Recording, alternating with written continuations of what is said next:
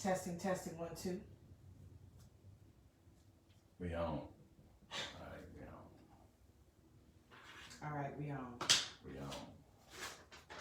We on.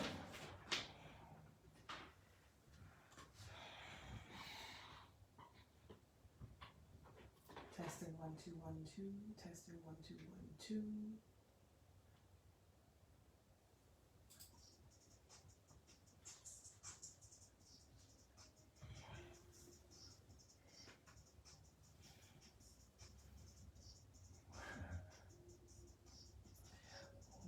Welcome to Hype's house. Welcome in the crib. It's season 2, episode 3. We are so glad you are back with us. Come on in, sit down, take your shoes off at the door, relax, enjoy yourself. We got a lot to talk about. A lot. Big business talk. It's big business talk. Thank you so much for tuning in. We're so glad you're connected with us on Instagram and on Twitter and on Facebook. So I want to thank you guys for that first and foremost. And the first thing we're going to talk about today is what we have to talk about, the Super Bowl. Right. Yes, there's a lot to unpack here. You all know, we were rooting for Joe Burrow, our one and only. We feel like he's family. But Smoking Joe wasn't hot enough this time. Yeah. He was not hot enough this time, okay? No cigar. No cigar. Man, I had mine on deck. I know you was ready for it, but not quite. So we got a lot to talk about. So my first real thing I want to discuss is, so a lot of analysts are out there saying Joe one and done. This is it. This was his chance. This is, per the Eminem song, you got one shot, right? So he didn't make it. So we're not going to see him back in the Super Bowl. That's what they're saying, okay? So my first question to you is, are we going to see Joe Burrow and the Cincinnati Bengals back at the Super Bowl again in the future? It's probably 3 factors which would get him back. Okay. Number 1, you have to get an offensive line, man. Thank you. I was hoping that was your number 1. That's number 1. That was your number 1. I mean, I don't know how they're gonna go through the draft process or what they're gonna do, but you gotta get 14 offensive line. I agree. And try out all of them. You got to pick 7, but we're gonna get 14. I don't know. Because we need somebody to block for Joe. Joe looked like a standing teddy bear. He does. That doesn't have any room to run, move, throw the ball, even look up the field. He doesn't have enough time to check the time. Right. Basically. So that's one. I think the second thing is play calling. I didn't like the play calling at all. I know you. I think it was. With it. I was talking about it with you, but I think it was like mediocre. Yeah. I didn't see nothing creative. I didn't see nothing different. I just seen basic. And against a defense like that, you gotta be creative. And you mean like defensively and offensively? No, just offensively. Defensively, They were fine. They didn't score but 23 points. That's true. Offensively, you wasn't creative enough. They wasn't. I mean, the first half, they were getting the ball up quick. The second half, basic. Right. It was like, just drop back, Joe, and whoever open, throw it. I don't have time. Right. I don't have time. So it looked basic. They didn't get creative, do anything creative to make up yards or get points or get anything. So it just looked like I was. The Rams were creative. It looked like I was back there playing quarterback. Wasn't creative. Looked like I was doing the play calling. Wasn't creative. So that's number 2. You have to find out if this coach is creative enough.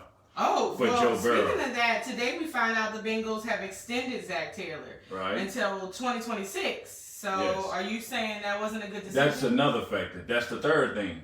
Is he the right coach for Joe? So you don't think he is? I don't know. What I've seen is they play hard for him. Yes. What I don't see is the transformation of the offense that can be explosive enough to beat a good defense or a great defense like we saw. I don't know if he's creative enough.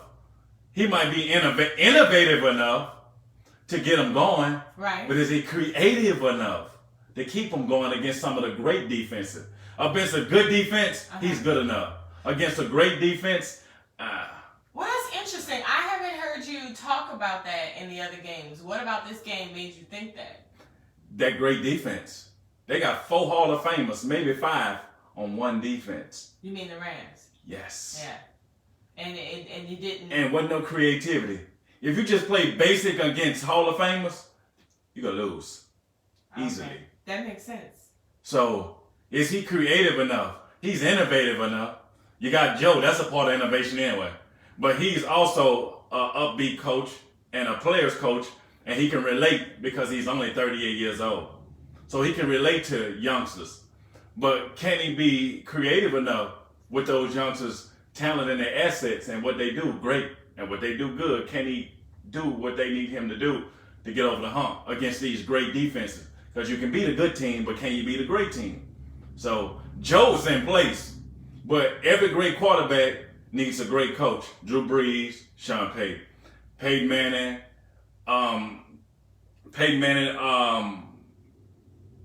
Tony Dungy. Right?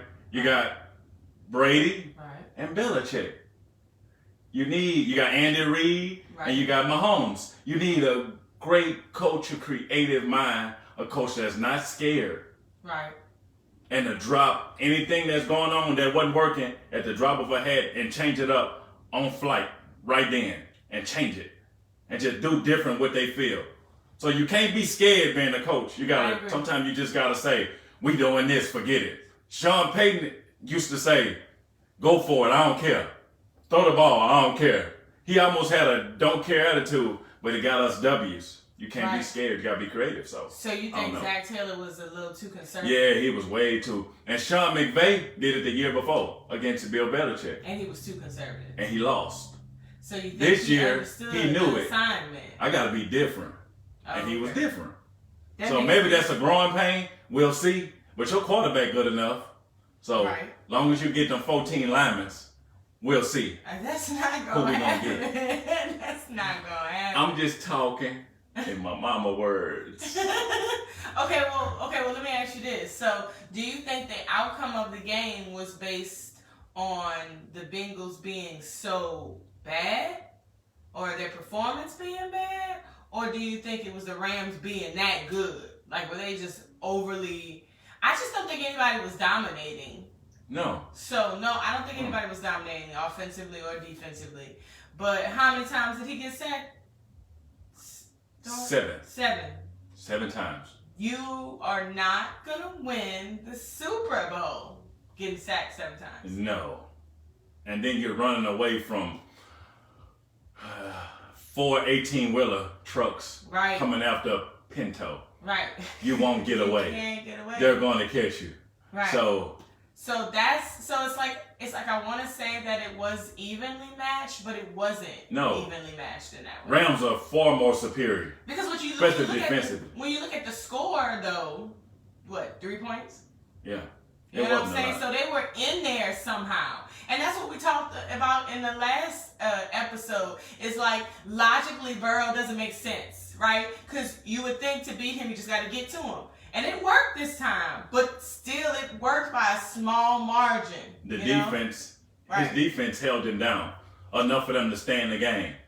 Right. Until we bit that bad apple. Oh my God, Apple. In the fourth quarter, around, I want to say the 4-minute or 5-minute mark, Cooper Kupp took over. He did. And that bad apple was somewhere around. And I think that was the change. That changed the game. Yeah. Forget that defensive pass interference close to the end zone that they called. That we were like, that wasn't passing. That wasn't the end all be all. Right. That was one play. Right. That bad apple showed up. Right. Somebody ain't rinse him off or something. Or they overhyped that apple and ate out that damn bag. Right. But that bad apple, I said, get rid of that bad apple. You might have a chance. And then he trash talked Come on, bro. If you gonna trash talk, you better shut something down. I don't know out of anybody that I would ever say don't trash talk, because you know me and you have the same thing. Yeah, you're supposed to say that. You're supposed to buck yourself up, buck your team up. But Apple, yeah, he needs to say nothing. And you know the Saints fans waiting to say some smack about him. Yeah, they cremated him. Oh, they gave him a casket with his daddy's suit on. They sure did. With his daddy's suit. Cremated. Yeah, they did. But I mean, again, if you get him an offensive lineman, Smoking Joe can get back to cigar life. I mean, because he got every piece he need. What made it? Let me go back to Cup. What made it possible for him to dominate that much? What needed to happen? That's back to coaching. Yeah. Okay. Yeah, I agree. He didn't make adjustments. He did. That's what I'm.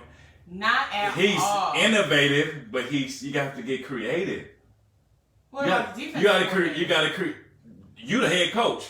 You gotta pull him over and say, man, look, we need to create a situation where Cup is not gonna beat us. Create that situation. Put something in place while you're in your position. Because if you don't, then you might not be here. Because I don't want him to beat us. Real talk. That's just real. Ooh. And they played the zone on Cup. And Cup filled your cup with the wrong drink you didn't want to drink.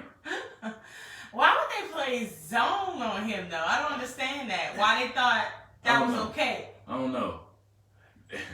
They almost played zone like they had a team like the Lakers, like a bunch of old people who couldn't play. You got youngsters, not old people. So you don't have to play zone. You can play man. Bring the Lakers in. Because they old. And he played and they played defense like they had old players. Right. You have young players. Right. Get up on them. Put your hands on them. Be physical. You did tweet that. Like, so put your hands on them. You don't have old players, so you don't have to be scared. Why are you so timid? That would make the Super Bowl even tougher for them. Yeah, don't play scared. Joe probably the only one not scared, and Chase. They wasn't scared. Yeah. The rest of them looked like they were playing with nerves. So including the coaches. So I agree. So if they make those adjustments, offensive linemen, coaching, creative coaching, then you see them back. I see them back. Overall, I don't think this is a one and done. No. Not with too good. The quarterback they have and his mentality and his drive. And that Chase Bank. And Chase Bank. Man. Not to be confused with JP Chase. No. He gonna be that boy Chase Bank gonna be cat check for a long time. Right. Okay, so good. Okay, I agree with all of that.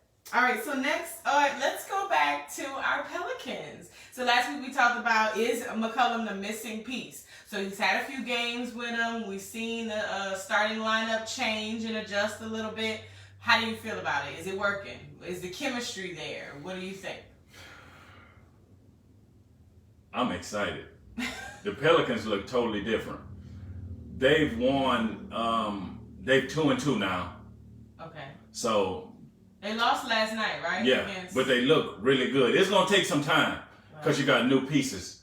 But when I see CJ out there, last night they lost, but he took over. Yeah. He had like 4 or 5 and ones. Oh, wow. He just said, give me that move. Give me the ball, get out the way. Yeah. And he just went. Yeah. It is nice watching him. I knew when he got there that was going to happen. And he changes the whole dynamic of the team. I also think the starting lineup needs to be tweaked a little bit. I don't like the starting lineup. I don't like Graham. Graham hasn't been consistent. He's been inconsistent. Yeah, so he's been missing wide open shots. Defensively, every team that played New Orleans points at Graham. Let's go after him. Oh, because his defensive efficiency, he doesn't have any, it's nothing there. Oh, wow. He's just out there. So if you could take Graham out, I know who you want to put in. El Dorado. You call that man a Cadillac. That man ain't no Cadillac. He's more of a Honda car. Not a Cadillac. Not yet. But I like him in there. But he's such a hustler. He's a firecracker. I know. I love watching him. But I don't think you start him either. I think you should start I like CJ McCullum, Brandon Ingram, Herb Jones, Jackson Hayes at the 4, and I like Big Val. I like that 5. Course. That 5, when they got in the game last night, the game, they looked good. They did. So I don't know if Willie thinking about it. Maybe I can call Willie. Yeah, you call Willie. Yeah, me and Willie gonna have a conversation. But I love that 5. I love the way they look. Yeah. Not just on paper, just on the court. They complement each other. And Jackson Hayes starting to have a jump shot. He's starting to get a little jump shot. He's confident to shoot a 3-pointer or shoot a jump shot, which is cool. You know, we each have our youngsters, right, in the league, who we say, oh, that's my youngster. He's young and I like him. Mine is Jackson Hayes. I just love him. But he's been a little out there looking a little loose and looking crazy a little bit sometimes. Yeah. Like just confused. Like he don't know what's going on. But the last couple of games, it's coming around. It's coming around. Like he's catching on. This year he's getting it. Yes. He's getting absolutely. it. And he's playing. And I'm excited about him. I'm excited about him. So that team is going to be dangerous, especially with Zion come back. Then you can bring Jackson Hayes off the bench with that energy, along with Graham off the bench. So you'll have some scoring punch, some defense with Jackson. You'll have some other stuff going on that you can work with when they fully healthy. So that team going to be hell. So I really like CJ fitting in because we playoff team instantly with him. Instantly. He scored 26 last night. He scored 36 the night before. And he scored 22 the other night. So he's bringing. How do you think he personally feels about being in? He loves being here. He said this was his first pick. Say he loves Brandon Ingram. He has a bromance with Brandon Ingram.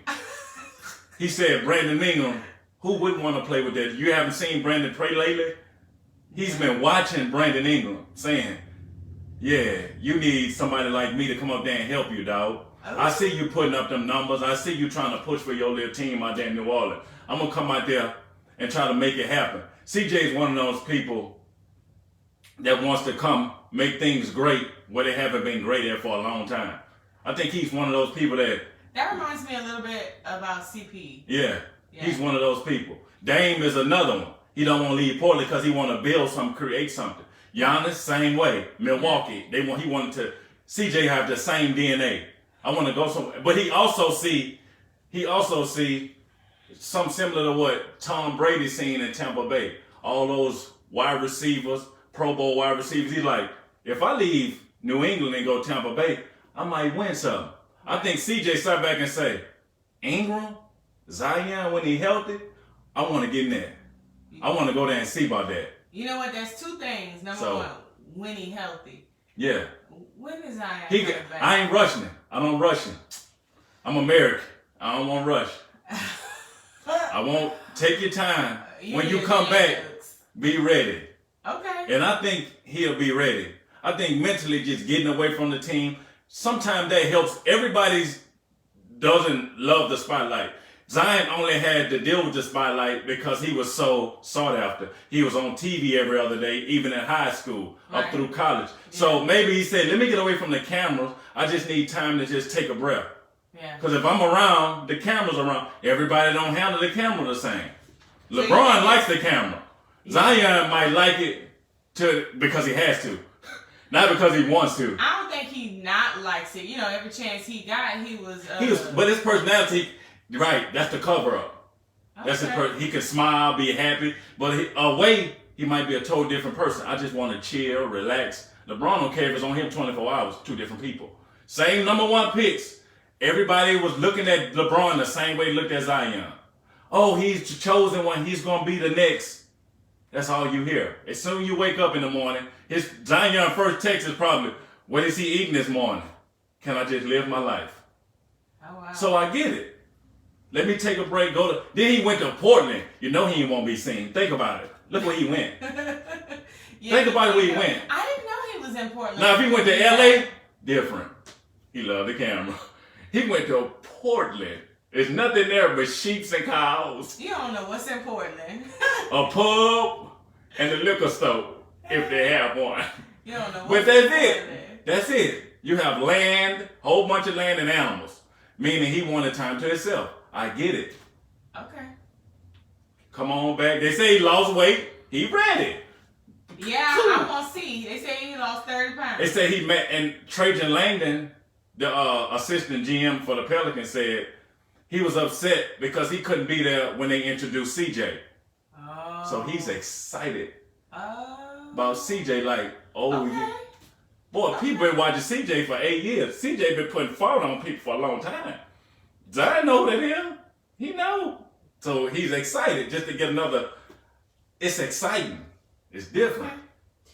We shall see. We shall see. We shall see. We're going to get Big Mac Zion, or we're going to get a McDouble Zion. I don't know. We shall see. All right, so before we go to our last topic, I'm going to do a quick little news break. I don't know if you know what's going on around the sports world. Okay. Well, first, just quick, Cowboys have paid $2.4 million to settle a cheerleader voyeurism allegations against a senior team executive. So they said during one of the games they were kind of in a locker room or in the dressing room peeking a little too much. So they settled that lawsuit. Yeah. Oh. Yeah, $2.4 million. Only outside. Oh yeah, so what you gotta say about that one? Zach Taylor has revealed that Joe Burrow has only a sprain, right? He just needs rest. You know, we all saw what happened during the Super Bowl. He had a little limp on him, but apparently he doesn't need surgery. He just needs rest. That's tough. I seen it. We saw it. At first, I thought it was the same knee, but it wasn't. It really bent. They really put weight on it and bent it backwards. I mean, we knew. And I seen him screaming. He was like, It was bad. That hurt, but he'll be all right. Joe Cool got it. Joe Cool got it, right. Vikings have officially hired Rams offensive coordinator Kevin O'Donnell as their new head coach. The Vikings co-owner, president Mark Wilf call O'Connell a strong leader, an innovative coach, and an excellent communicator. Wow. Now he did come from under Sean McVay, so I get it. Yeah. Sean McVay is very creative and innovative. Super Very creative. Sean McVay creative, and he's innovative. Right. So I can see how that coach has the same traits. Right. Which you would want on your team to coach your team. Absolutely. Back to what the Bengals coach come from there too, under Sean McVay. He did. But something's missing with him. But this coach seems to have a little bit more. I hear people talk about him more, O'Connell, than they talked about Zach Taylor. Okay. So I don't know if it's the energy. I don't know if he's just different. But you seriously questioning him, Zach Taylor? I have to see. Okay. But all of them young. So them old guys got to come in with something different. Because these youngsters taking over these head coaching jobs. So good luck to y'all, but the league is changing. Yeah. It's about the young creative, innovative coaches. Yeah. And that's cool. I'm okay with that. You got to adapt with the times, right? So good luck to him. Shout out to him. Do your thing, brother. All right. And then last but not least, the NBA Commissioner Adam Silver reportedly said that the New York City vaccination mandate that is preventing the Nets guard Kyrie Irving from playing is, I quote, doesn't make sense to me. Currently, this is a mandate, okay? Currently, if you are a player that's unvaccinated, you can't play at Barclays Center because of the mandate. But if you are from a different market and unvaccinated, you can play. Doesn't make sense, right? So that's it for the quick breaking news. You want to say more on that? So my thing to Kyrie, with all the mandates, restrictions, who cares? Man, if you love basketball, if you love your teammates, play. If they really want you and need you, find a way to play. I mean, all of us in life make life-changing sacrifices. I'm just being real. We do. I'm not faulting him for being strong and holding tight and firm to his beliefs and what he thinks is right and wrong and what's best for his body. But I think you should step aside.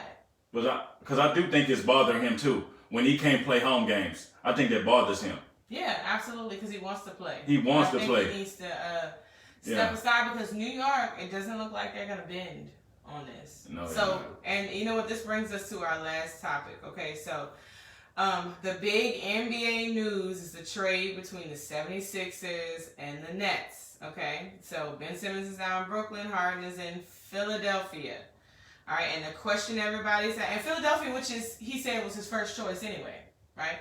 Yeah. So the question everyone is asking is, who won the trade? Philly or Brooklyn? Oh, that's a good one. That's a good question. I mean, everybody's been That's a really good question with a bad outcome for one of them. So really, which one? We just saw the press conference with Harden where he said he want to be where players want to win. Ever since he said, yeah, with my want to win. Yes. Okay. And everything he said was a jab at Kyrie. Oh, like straight up, he said it without saying it, right? So. Well, now I know he was jabbing at both of them. What you mean? At KD too, because they wasn't on the best of terms either. No, they weren't. But I thought the narrative is that he wanted to go to Philadelphia. He wanted to play with Embiid. That was his first choice. And then KD called and was like, "Come play with us." So he go over there to play with them, and then your boy don't want to be vaccinated, and he can't play, and he half in, half out. No, I want to win. So can we blame him? I can't. I can't blame him either. I can't blame him either. I can't because both of them signed off. Kyrie and KD, they signed off. Yeah, come on. I'm pretty sure Kevin Durant talked to Kyrie Irving and said, "Man, James, you want Harden to come over here with us and try to make something happen?" I'm pretty sure they had a conversation. And I know all three of them sat down at lunch and say, "Let's do it." And then it come down to when it gets real and tough. Everybody like you said a few seconds ago, everybody have their own beliefs and what they want to put in their bodies, what they want to do to themselves, physically, mentally. You're on your own plateau. Nobody controls that about what you think and what you feel. So I understand that. So I can't be mad. But when you sign off to do something great with two other great players, then that's a big decision for you. Absolutely. So I get both sides. It's like joining in a marriage. You really got to start, or having a kid. You got to start thinking about more than just you. You know, you kind of, but should it be that deep? Remember your quote was, basketball, football, playing ball, period, is about adding on to the enjoyment of your life. It's not all there is to life. Yeah. Right?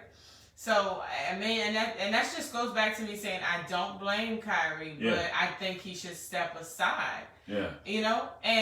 But back to the question. You basically saying just take the rest of the year off and see what happens next year. See if they go to a city that doesn't have that mandate. You're not gonna leave Brooklyn, but just start playing this year. But you holding Brooklyn back. I feel you. Just start playing. Don't play this year, because you're making it look bad for them. Because yeah, but I'm not saying he should give up what he likes to play ball. Is it about playing ball? Is it about playing? If you want to just play ball, then see where else you can go. You know what I'm saying? This is New York City. They have the mandate. Not everywhere has the mandate. But to say I'm going to be stubborn, I'm staying in Brooklyn because I want Brooklyn, but I'm going to hold the team back. Because, if they get rid of him, that's a spot they can go after anyone. Yeah. So, that's a little on the selfish side. Let's be real. It's a little on the selfish side. Like, that's what I mean when I say move aside. And let them. I just would not play this year. They want to. I would have did similar to what Ben Simmons did with Philadelphia. Yeah, but he said everybody else is saying you holding us back. That's why they got bye. But he was cool for them to get rid of him. I know that, but that's not. Kyrie's not cool like that. He's never said anything like that. Right. Because he wants to stay there, but you're holding us back. Yeah. So if you really care, let go. Well, now he got another problem. Because Ben Simmons is going to be a great fit, but he's kind of have his own way of looking at life, and his decision making is kind of quirky too. Like Kyrie's kind of. So you got these two. Yeah, you got two loose. They're two different players. Emotional. So I want to see, and then you have KD is also emotional. Yes. So you got all those different emotional ass players. That's gonna be different. Now I can see Harden and Embiid working because Harden just want to win, Embiid just want to win. Exactly. So I think Embiid will rub off on Harden with his weight and making him play more consistent because he'll be comfortable with Embiid more so than he was with KD and Kyrie. Yeah. He's impressed by Embiid. He really wanted to go. So if you really want to go somewhere, this is where we talked about CJ with New Orleans really wanted to go. You can't wait to play. You can't wait to get around those people. Right. So that's the thing too. Just like work. If you can't wait to, and we talk about this, you can't wait to go to work to see the people you work with and be excited and be fun. And when you stop doing that, it's not fun no more. Right. So when you get ready to get up and go to work in the morning and you're excited, that feels good. If you can't find the motivation to go to work, you got to rethink some things. Yes. Okay, but going back to what you said, they got Ben Simmons, right? So, Harden is ready and rearing to go. Yeah. Ben Simmons, they still don't know when he gonna start. So here he come with the bull. If Ben Simmons checks in and said, "I'm ready," they could be dangerous. Okay. They're fit. Well, when he's gonna check in? Whenever you punch the time clock, I don't know. He's still at lunch. Yeah, I'm looking. I don't know how many lunch breaks he get. there, hitting my watch. Like, lunchtime, 30 minutes. Black people take a whole hour. It was 30 minutes, bro. You that manager standing at the back door. Now, y'all know it's supposed to be 30. Why y'all back here for 45? Exactly. That's me. Cool. Hold up, bro. Come on now. Gotcha. Go clock your behind back in. You know what I'm saying? So that's why I'm looking at Ben like, all right now. You got your trade. You literally know that. So that's why you looking with your face. I'm trying to tell y'all. I got you. Cool. I'm just saying. Oh, that's funny. That's supposed to be 30 minutes. 30. Eat your cheese sandwich at your Not 30. 30. Okay. Gotcha. Have you seen Johnny like he gone for Ben Simmons, you need to watch this. She has you on the clock, fool. I'm just saying. Okay, so did we answer the question? Yeah, we answered the question. Who won the trade? I think Philadelphia for right now, emotionally stable. Yeah. How about that? Right. I agree. I totally agree. Emotionally stable. So we'll see. We shall see. If Brooklyn get off that emotional roller coaster, y'all heard that song, emotional roller coaster, it might have something. If not, Philadelphia has the upper hand. But I mean, that's 3 different roller coasters. I mean, they are, I don't know. It'll be interesting to see what happens with That's the scariest ride at the theme park right now. For real. Well, it's been real. We enjoy you guys being here with us. Make sure if you didn't get to see us live, this video will be posted on YouTube. So subscribe to us on YouTube. Hit the bell notifications. We have other things coming up. It's under the Hypes House Sports Podcast. Also, we're on Instagram. We're on Twitter at the Hypes House. So follow us everywhere. We even have a Facebook page. Okay? So you want to know what's going on. We always chit-chat. We're always asking you guys questions. We want you to talk to us, talk back. Let us know if you agree. Let us know if you disagree. Chime in. We want to hear some of y'all good answers and bad answers and awful answers. No, but I'm still gonna answer.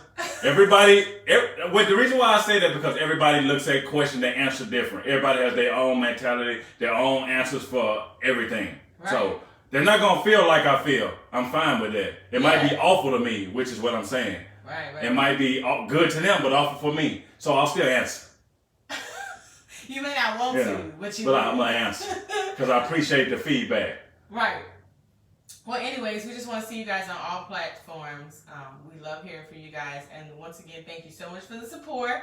You ain't got to go home, but you got to get up out of here. Thank you so much for coming to Hype's House. Yeah, boy. We shall see you next time. Thanks, guys. Peace. Done.